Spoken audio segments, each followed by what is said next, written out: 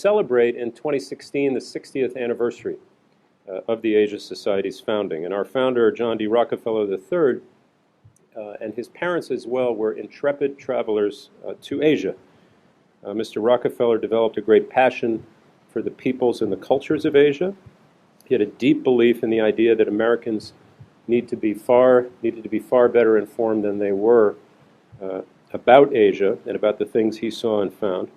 He traveled to the Philippines several times in the 1950s, to a nation which at the time was still ravaged, obviously, by the aftermath of war. And Mr. Rockefeller said of the Philippines and the other nations of the region that too many Americans were thinking of Asia then only as a place that was poor and a place that had been beaten down by war. Of course, both those things were true, but he felt strongly that too many Americans had no idea and didn't understand much about the incredible history, rich traditions, and the great cultures of these countries.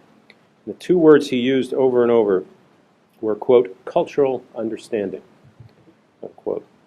And it was to address that deficit of understanding that he founded this institution, and why for 60 years we've worked so hard to build bridges of understanding through all our programs in the areas of policy, education, and the arts and culture of all these great countries. Now, in terms of our history with the Philippines, and I've been going through this, and it's remarkable how much one turns up. We have hosted almost every one of the past presidents of the Philippines. We've hosted your artists, your business leaders. I learned in some reading just last week, I didn't know this when I was at the consulate, that the great Philippine artist and collector Fernando Zobel addressed the Asia Society in 1961. We have a photo, which perhaps we should unearth and use this fall in some way. He gave a special lecture on contemporary art. I learned, perhaps most significant, that the Rockefeller family were also the principal founders and funders of the Magsaysay Award, which, of course, I'm sure all of you know, is known as the so-called Nobel for Asia. So this is the rich tradition which this great exhibition will follow, not just the brilliant treasures of Philippine gold, also the work of contemporary video artists from the Philippines. That's a new addition to our season. Great performers, great films from the Philippines. You'll hear more about those in a moment. And we also hope, and not to put you, Madam Deputy Consul General, on the spot, but we certainly hope to welcome your political leaders to the Asia Society as well during the season of the UN General Assembly. We'd be greatly privileged and honored to have them and to show them the great exhibition. So we are so excited, so grateful and privileged to be hosting this art and to be bringing this rich season in this next chapter in our long history and tradition of celebrating the great people and the great nation. As we all appreciate, and as already recognized by our Filipino-American community here, the exhibit is one of the most important Philippine cultural events that this side of the world has seen in many years. It will feature over 100 artifacts made of gold that showcase the wealth of the golden age of the Kingdom of Butuan in Mindanao. The gold objects date back to the 12th century, way before the Spanish colonizers came to the Philippines, when the wealth and prominence of that province reached its peak. The exhibit, consisting of gold necklaces, chains, waistbands, bangles, ritual bowls, implements, and ceremonial weapons, illustrates the early use of gold throughout the Philippines. Of course, today we recognize again the partnership of three important institutions that made this exhibit possible. First, the Ayala Museum in Makati. Second, the Central Bank of the Philippines, which also lent some of the gold objects that will be displayed. And third, of course, the Asia Society, which will host this exhibit for the first time here in the U.S. Of course, the fourth partner here is the Filipino-American community, not just in the U.S. Northeast, but we're looking at the entire U.S. mainland. And this exhibit will mark, for the first time in many years, that Philippine culture, its history, heritage, and skill and artistry of its people will be highlighted and celebrated in a way that is not only prestigious, but one that will promote a higher level of understanding and appreciation of Philippine culture by the U.S. mainstream community. The Filipino-American community, therefore, has a direct stake in making this exhibit a success.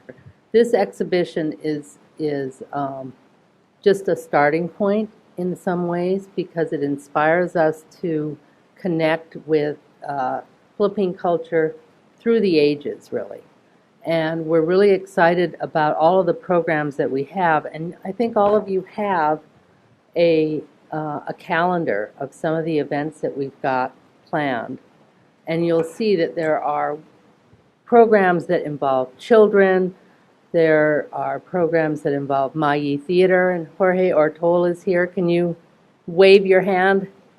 For us here at the Asia Society, this work is, a continuation of our relationship with the Philippine community.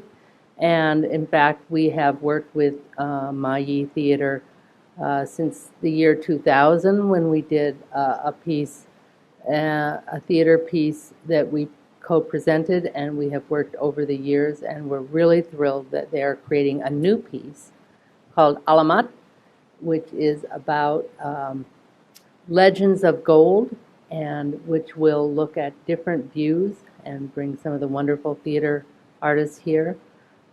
As you can see, we also have an exciting opening week in which we will have gala dinners, we will have performances, some extraordinary opera singers bringing a night at the opera, Philippine style, and some incredible voices.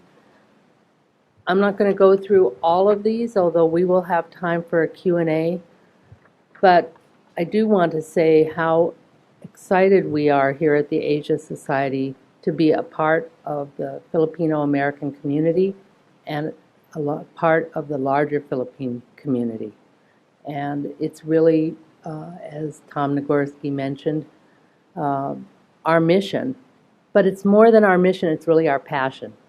So thank you for inviting us to be part of this larger family and to be able to bring together so many incredible artists, political figures, filmmakers into bringing this celebration to the Asia Society and to New York City. The Ayala Museum Philippines is pleased to partner with the Asia Society in co-organizing this groundbreaking exhibition from September 11th, you see here, 2015 to January 3rd, 2016. I say groundbreaking, for the material in the exhibition is largely unknown outside the Philippines. In fact, these rare treasures are something of a revelation even within the Philippines. Over the last 40 years, important gold objects have been found throughout the archipelago, but largely hidden from the public view due to security concerns. So I'm showing you a distribution map of where these gold objects were recovered, as you see, throughout the archipelago. The exhibition's goal is to shed light on the ancient kingdom of Butuan in northeastern Mindanao Island during the 10th to the 13th centuries. We also want to include some of the early polities and chiefdoms in the neighboring islands in Luzon and the Visayas, as you see here marked on the map. But the most spectacular gold finds were actually found in the northeastern part of Mindanao in 1981, in the Butuan-Surigao area, see here, where there is a heavy concentration of gold mines near the site of the ancient kingdom of Butuan. The Ayala Museum's collection, which forms the core of the exhibition, was originally assembled by Leandro and Cecilia Locsin from the 1960s to 1981, alongside their well-known Asian export ceramic collection. Other important objects will be on loan from the Central Bank of the Philippines, the Lilly Library, Metropolitan Museum of Art, Musée du Quai Branly in Paris, and the Locsin family. The most spectacular objects in the forthcoming exhibition are from this astonishing discovery in 1981, which is now called the Surigao treasure.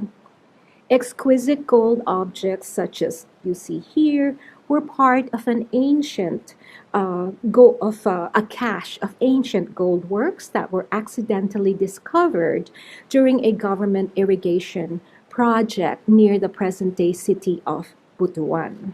I must say that when Nina came to me to present the idea of this exhibition and the idea that we might have the opportunity to work together as co-curators, I had no idea that there was this incredible material in the Philippines. And the more I looked at it, the more excited I became, because not only does it show these flourishing civilizations in the Philippines that, as somebody educated about Asian art in the United States, I had absolutely no idea about, but it also clearly showed that there were these incredible maritime trade interactions going on that involved the Philippines. And my own special area of specialization is China, and I saw that there were clear links with China, but also other parts of Southeast Asia and also South Asia, India.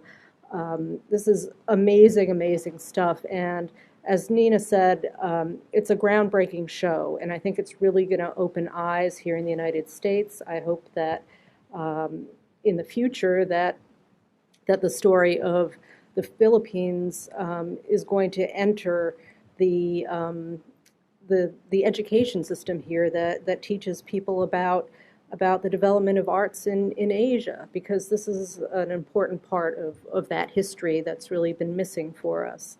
We couldn't be more honored than to work with Loida and Dars Ho and the entire team and the consulate, thank you Consuela, and everyone, to really bring Philippines front and center for the New York community and indeed the global community. How fabulous is this collection? How fabulous is the Philippines? I've had a lot of experience in the Philippines. I've seen the Philippines people very up close in my past role as head of the United Nations World Food Program. And that is the agency in the world that is responsible when disaster hits or war hits to go in and make sure people don't starve to death.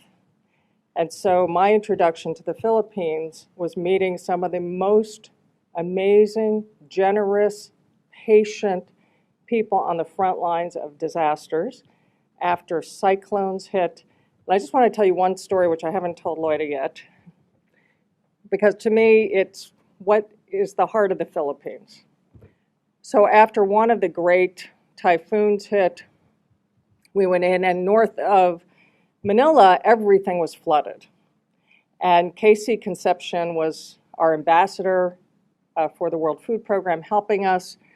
And we went, and literally, I had to go in a boat to meet people and find out who didn't have food and what we could do, and do a huge food operation for about 1 million people. And we gathered in one place and then went out on this boat, and there was a family, and the water was up to the top of the table, but they were all seating around the table having a meal. And they saw our boat, and they said, "Oh, the World Food Program, this is our last meal, and we can't leave here." And they were eating it with such dignity. And we said, "Oh, we're so sorry, we're just doing an operation to see where the hungry people are. We don't have food right now." And they said, "Oh, you don't have food? Come share with us. Let us feed you." To me, that was the heart of the Philippines, are people who, when the chips are down, there is a smile and the generosity, and this is what we've met through all of you with this team. We're so proud of this collection of gold, pre-colonial gold. It really tells a story of the Philippines that I don't think the world has known. And we're so proud to work with all of you, and also to celebrate the Philippines, to bring the Philippines in front and center here. So we'll do a lot of other programming. You'll hear from Rachel Cooper. We want to bring every dimension of Philippines life and policies and presence in the world to front and center. So one of my heroes in the world is Manny Pacquiao. As you know, he's a great fighter against hunger. He grew up very difficult circumstances, but he symbolizes a lot to me, including that, don't ever let anyone say you can't make your mark in the world, in a big way. And so we hope this season will really bring Philippines and represent it to the world in a very exciting way. Josette Sheeran, our president, and Tom Nagorski, our vice president. We are so pleased to be involved with the Filipino community. We see this not only as a fall program, we see this as a relationship that we want to continue well into the future and to grow it and to get to know everyone better and to learn how we can serve this community better. What's so interesting about Asia Society is that we look around the world today at issues and people, and we connect both people and ideas, but we also look back in time to look at where we've all come from and what we've become.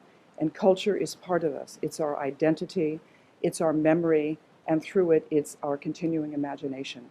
So I thank all of you who have been involved in this, those of you who are helping us in sponsorship ways to bring this whole program together. Loida, to you and your colleagues and your wonderful, wonderful team. Thank you, everyone, and thank you for being with us, and we hope to see you often here in the fall and beyond. Thank you.